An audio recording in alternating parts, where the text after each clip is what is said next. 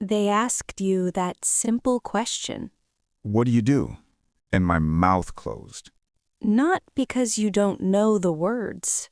I knew the answer. I rehearsed it on the way there. I practiced the sentence in my head. But when the question arrived, my throat turned to stone. Tell me what happened in that moment. My brain offered three answers. Short ones, safe ones. Then it offered longer ones, smarter ones. I kept scrolling through them in my head like a list I couldn't choose from. While I was choosing, the person was waiting. Their eyes were on me, and I felt like everything inside me froze. You were choosing language instead of answering the person. Yes, I was choosing the right words as if this was a test, like there was one correct way to say it. I thought if I didn't pick the best sentence, I would fail. So I stalled. I smiled, I nodded, I pretended I'd heard a joke. I did anything but speak. That sounds familiar to a lot of people, especially at work or when meeting someone new. It felt small, but huge at the same time. Small because it was a simple question. Huge because it was about who I was in that room, what I do for work, how I sound. It felt like every answer could change how they saw me. And that makes the moment heavy. Yes, the thing I forgot is that the question is not an exam. It's a bridge. It invites connection, but I treated it like a spotlight. So, what happened after? Did you stay silent? I did. I stayed silent. Later, I replayed the moment. I thought of the perfect thing to say, the funny answer, the short summary. Then I felt worse because the moment had passed and the chance to be part of the conversation was gone. What did you learn from replaying it? That the replay made it worse. Every time I replayed it, I built more fear for the next time. I carried that silence into the future. So, the problem isn't a lack of answers, it's what you do with them at the moment. Exactly. Let's go back to that place and watch it slowly.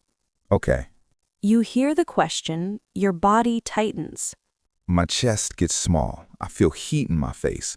My hands find something to hold. My head searches for the perfect phrase.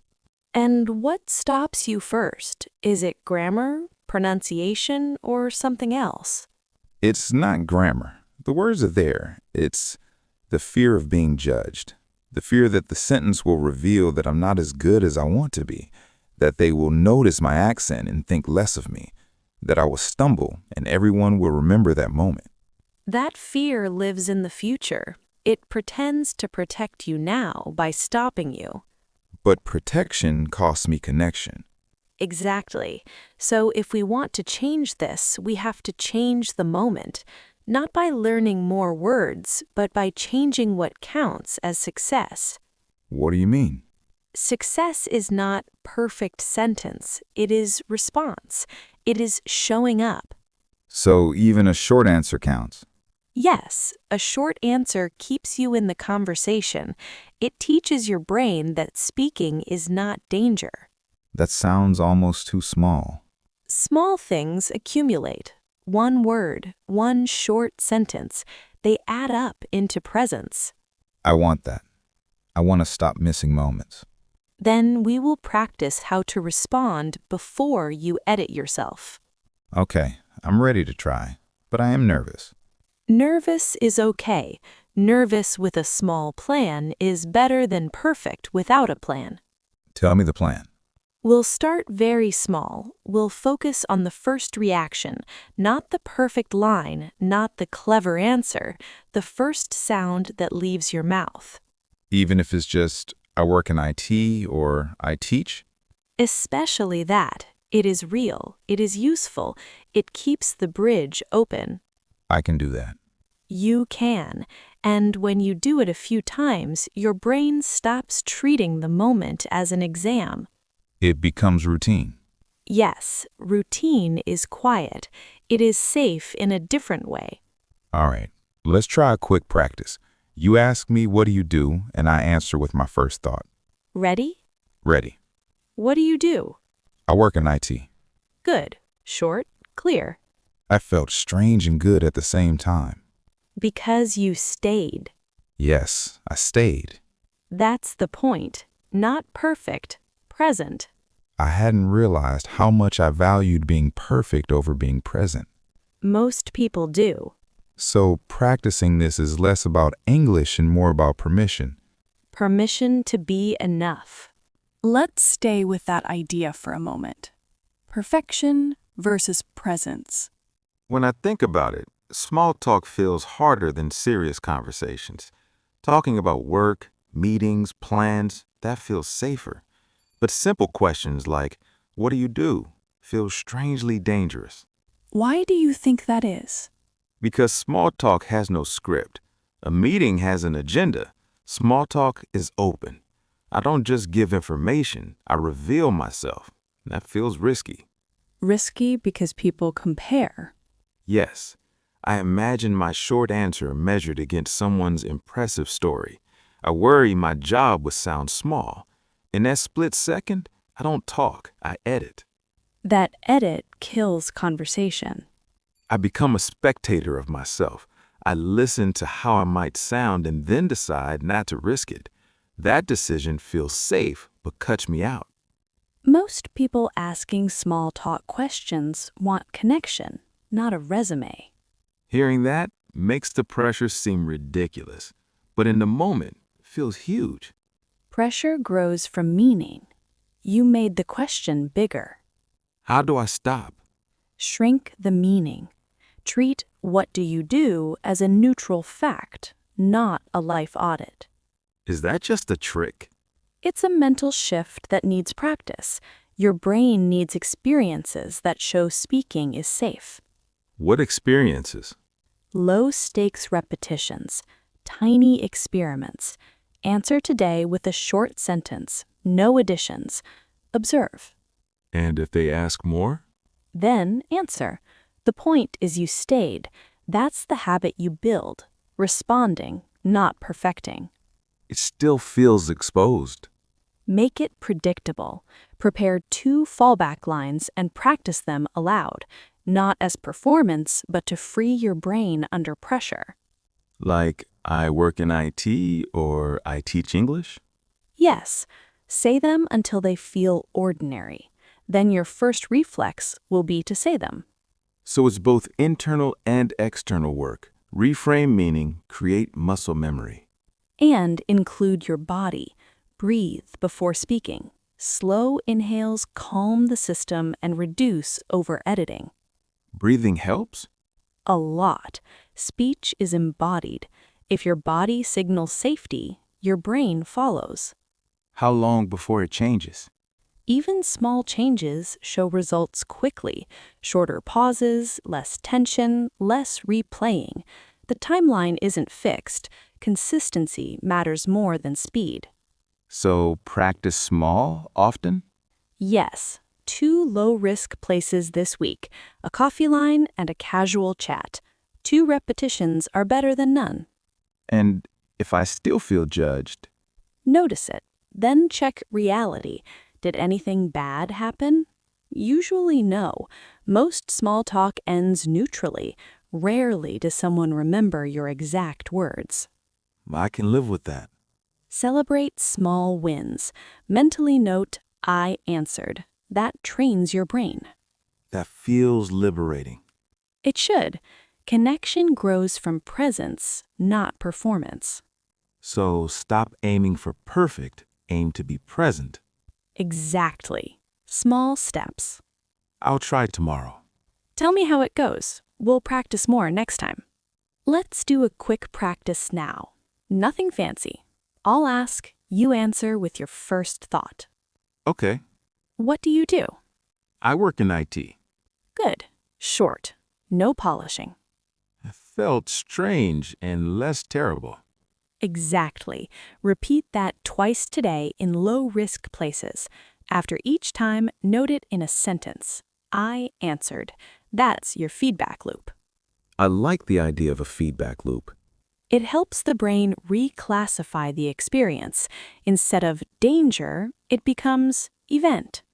And what about rehearsal? How much is too much? Rehearsal should be simple and brief.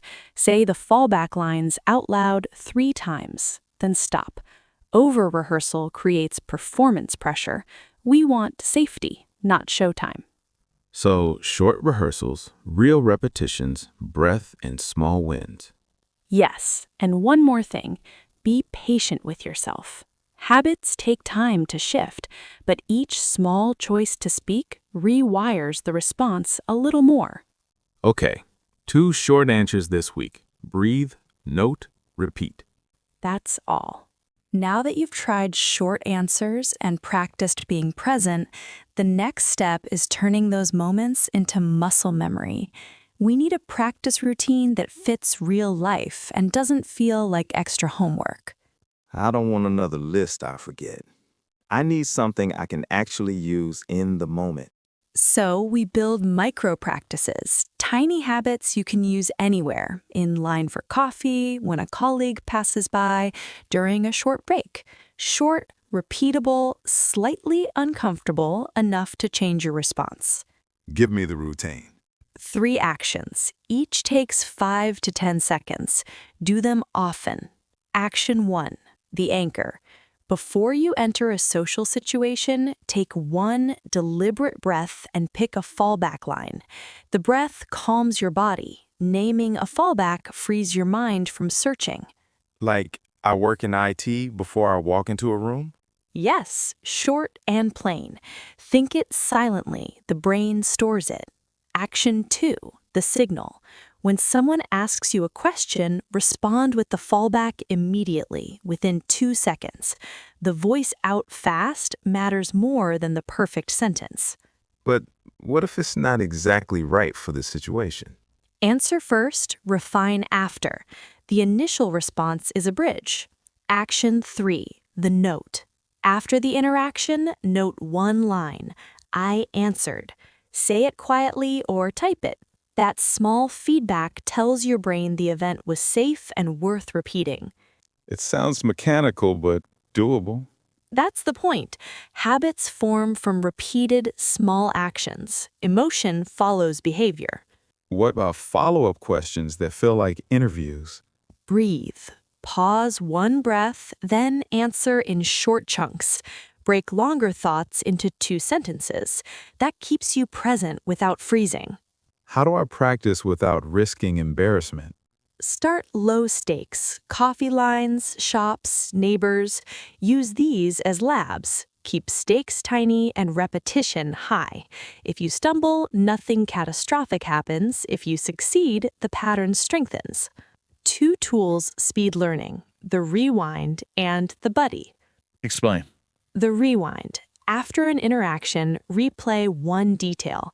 Did you speak within 2 seconds? If yes, mark success. If no, note 1 small change. Short and focused. So timing, not content. Yes. And the buddy, tell someone you trust about this experiment. Ask them to notice if you speak more. External feedback makes progress visible. How often should I do this? Daily, 5 deliberate moments a day is powerful. Consistency beats intensity. What about posture and voice? Open your chest slightly, soften your jaw, and breathe. These micro adjustments change breath and voice and reduce tension. Can I measure progress? 2 simple metrics: response rate, how many times you answered within 2 seconds per day; regret count, how many times you replayed an interaction negatively. Aim response rate up, regret count down. Note both in your phone each evening. Give me fallback lines to rehearse. 3 simple lines. I work in design, I teach, I build websites. Say them aloud briefly, then stop. Short rehearsals free your reflex. Let's practice a drill now. I'll ask, you answer with your first thought. What do you do? I build websites. Good. Short, real. It felt ordinary, less pressure. Exactly. If someone asks more, answer in small pieces. If they don't, the exchange worked. And if I stumble? Use the rewind, note 1 tweak, then move on. Stumbles are data, not failures. How long to see change? Weeks, but you'll notice small wins quickly, shorter pauses, fewer replays. 5 moments a day for a month creates real change. One last mental shift. Replace I must sound smart with I can be part of this moment. Say that before answering. It reorders priorities from performance to presence. I like that. Simple and usable. Simplicity wins. All right, I'll start today. Good. Keep notes, pick a buddy, and we'll check progress next time. Thanks. I'll do it. Let's expand the toolkit with quick fallbacks and recovery moves for different contexts. Give me concrete examples. For casual settings, I work in design, I teach, I build websites. For networking, I work on product design, or I'm a software developer. For quick service moments, just a coffee please, or I'm meeting a friend. Keep them short and repeatable. And if I stumble, Use 3 steps. Name it, simplify, continue. Say, sorry, I work in product design. Pause. Add one brief detail if needed. Naming the correction makes it human. what about steering the conversation? After your short answer, ask a reciprocal question. What about you? That shifts focus and reduces pressure on you. Phone calls? Anchor before you pick up. Say the fallback silently. If you need time, use a verbal pause. Let me think for a second, then answer. Short, clear, practical. A final suggestion, set tiny daily targets. 5 short responses a day. Use the rewind. Check if you answered within 2 seconds. Note, I answered once daily. Small, measurable wins build new wiring. I can do that. Good. Be kind to yourself. Change is small and steady. We'll review progress next time and add more drills. All right, I'll practice 5 short answers a day, note them, and breathe. Perfect. Small choices become new habits. We'll check back and keep it practical, one moment at a time. Start today. One small step now. Let's pause. Not to fix everything, just to notice what you've done so far. I tried the small answers. I practiced the breath, and I answered a few times this week. What changed? Less replaying, less panic. My voice still shakes sometimes, but I stayed. That felt different, like I was part of the room. That's the point. The change is quiet. It's measured in moments, not in dramatic breakthroughs. It seems obvious now, but I kept waiting for a big moment, for confidence to arrive fully formed. Confidence usually arrives after action, not before. You give the moment permission to happen, and then it becomes safer. So the practice was the real teacher. Yes, your practice rewired the reaction. You showed your brain that speaking didn't end the world. That's huge. What should listeners do next? One practice or plan? One small thing. Try this. Tomorrow, pick 2 low-stakes moments, a coffee line and a short chat with a colleague, and answer within 2 seconds. Breathe, say your fallback line, and note, I answered. That's it. And if they still freeze? Notice it without shame. Name it quietly. I froze. Then try again. Habits don't change in a day. They change when you choose differently again and again. Is there anything else people should know? You are not behind. You are not broken. You are practicing a new skill, the skill of staying. That's real progress. If someone wants to share, what's the easiest thing they can do right now? Leave one short comment. Either I answered, if you tried the practice, or I freeze, if that's you today. No explanation needed. It helps everyone see they're not alone. That feels safe. It is safe. And if you want more conversations like this, more practical moments and short practices, we'll keep making them. Quiet, honest, useful. One small step today. One moment at a time. That's how speaking becomes ordinary. Thanks for staying with us. If this felt familiar, try one small answer today and write "I answered" below. See you in the next episode.